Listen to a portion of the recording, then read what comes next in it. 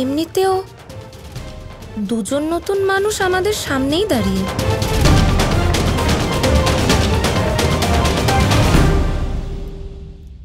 গোপা দেবী আর বল দেবী।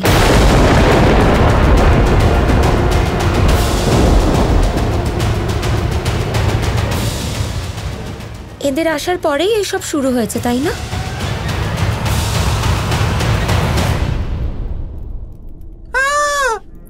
আমাদের উপর আপনি সন্দেহ করছেন?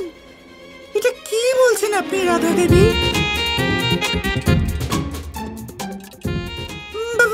বল দেবী, দেখুন না উনি কি বলছেন। হ্যাঁ রাধা দেবী, আমরা নিজেদের প্রাণের বাজি রেখে আপনাদের প্রাণ রক্ষা করেছি, আর আপনি আমাদের ধন্যবাদ দেওয়ার জায়গায় আমাদের উপরে সন্দেহ করছেন।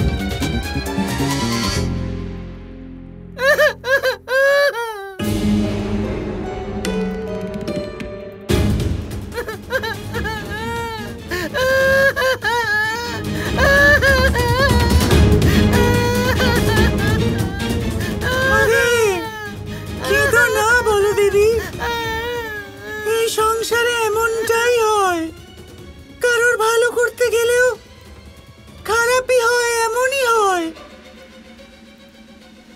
আরে পিতাশ্রী, ক্ষমা করবেন, আপনিই বলেছিলেন কিছুক্ষণ আগে যে আমরা আপনার কন্যার মতো হই, বলেছিলেন না আপনি? আর এখন দেখুন, আপনারই কন্যা আমাদের উপরে এইভাবে মিথ্যে দোষারোপ করছে। এরম হওয়া উচিত ছিল না। এসব কেন হয় আমাদের সাথে?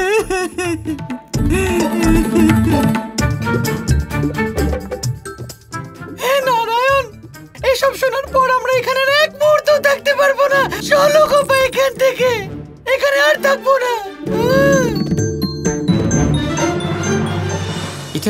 এটা কি বলছেন দাদা ভাই? অনেক কষ্ট করে আমরা এই বাড়িতে আসতে পেরেছি। ও হ্যাঁ, মনে হয় একটু বেশি অভিনয় করে ফেলেছি এখানে, কিন্তু এবার কি করব? এবার আর কি করব? দাদা ভাই বলে দিয়েছেন যেতে হবে, তাই যেতেই হবে।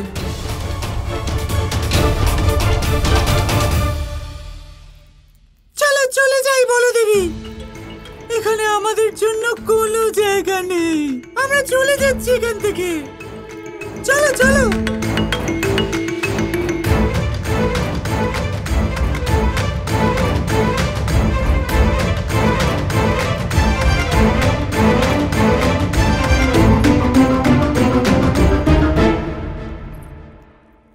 দাঁড়াও গোপা দেবী আর বল দেবী,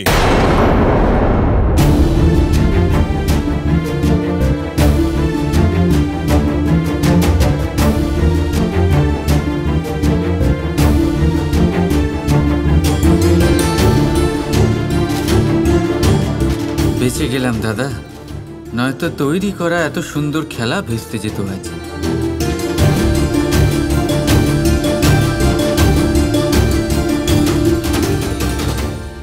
রাধা, মানছি ওরা দুজন এখানে নতুন এসেছে, কিন্তু তুমি একটু ভেবে দেখো, যদি এরা আমাদের সাথে বিশ্বাসঘাতকতাই করতে চাইতো, তাহলে নিজেদের জীবনের ঝুঁকি নিয়ে তোমার প্রাণ কেন বাঁচাতো?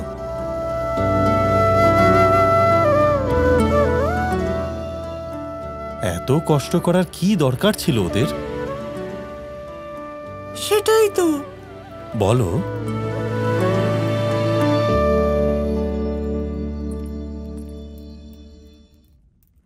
রাধার কথায় মন খারাপ করো না, ওর হয়ে আমি ক্ষমা চেয়ে নিচ্ছি। না না না, আমরা কিছু মনে করিনি কাকি। আমাদের তো শুধু খারাপ লাগছে রাধা দেবীর জন্য।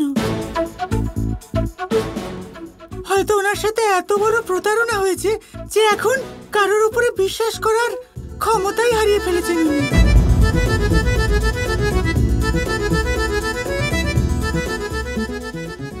আর ওনার মনে অনেক বেশি ক্রোধ জন্ম নিয়েছে। আর আপনি তো জানেন তাই না, ক্রোধ মানুষের ভাবনা চিন্তা করার ক্ষমতা নষ্ট করে দেয়।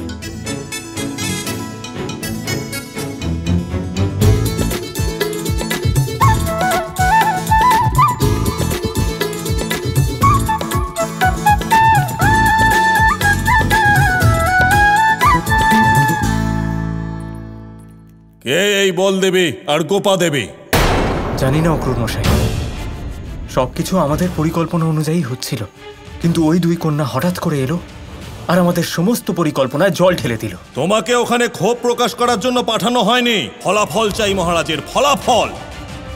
তুমি যত শীঘ্র পারো রাধার সাথে বিবাহ করো আর তাকে এখানে মথুরাতে নিয়ে এসো।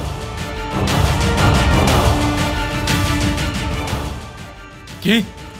রাধার বিবাহ? আপনি এটা ভালো করেই জানেন যে রাধা শুধুমাত্র আমার। মহারাজের প্রয়োজন তোমাদের প্রেম মোহ থেকে অনেক বেশি। মহারাজের পথে বাধা হওয়ার চেষ্টা করতে যেও না, অযথা বেঘরে মারা যাবে।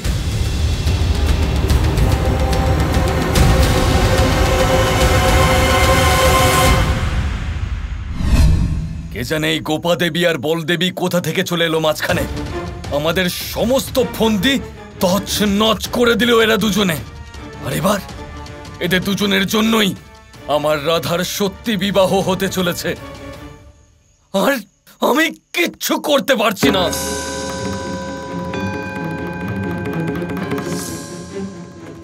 আয়ন, তুমি বলেছিলে না যে বলরাম উমেশের আসুরিক শক্তির কথা জেনে গেছে? তারপরেও কৃষ্ণ মৌন কেন আছে? আমি এটা কিছুতেই মানতে পারছি না যে সবকিছু জানার পরেও কৃষ্ণ রাধার বিবাহ একজন অসুরের সাথে হতে দেবে না। আমি এটা কিছুতেই বিশ্বাস করছি না। ঠিক বলেছেন আপনি, এমন কিছু আছে যা আমাদের চোখে পড়ছে না, যেটার খোঁজ করাটা অত্যন্ত প্রয়োজনীয়।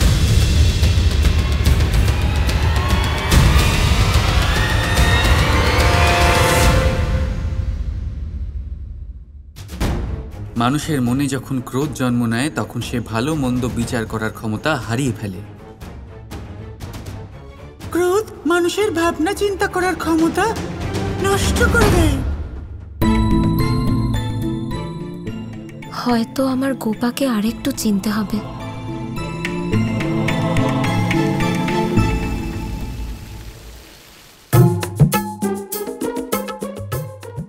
আরে বাহ গোপা দেবী, ভীষণ সুন্দর লাগছে তোমাকে। সে তো আমি বাল্যকাল থেকেই তাই। ধন্যবাদ। এবার যদি তোমার সাজাগোজা শেষ হয়ে থাকে তাহলে কটা কাজের কথা বলি আমি। কানাই ওদিকে রাধার বিয়ের সময় এগিয়ে আসছে, আর কংস একটার পর একটা চাল চেলেই যাচ্ছে। তাতে চিন্তা করার কি আছে দাদা? যা সঠিক তাই হয়ে চলেছে। আমি তো শুধু সময়ের সাথে বয়ে চলেছি। আর আমার কথা শুনুন, আপনিও সময়ের স্রোতে বয়ে যাওয়ার আনন্দ উপভোগ করুন। এইভাবে চিন্তা করে কিচ্ছু হবে না। কি? আমি চিন্তা করব না, সময়ের স্রোতে বয়ে যাওয়ার আনন্দ নেব। কানাই, কি হয়েছে তোমার কানাই? ওখানে রাধা আর ওর পরিবারের উপর সংকটের এত বড় একটা মেঘ জমে রয়েছে, আর তুমি তো ভীমাসুরকে বধ করছো না। কারণ আমরা তা করতেই পারবো না দাদা।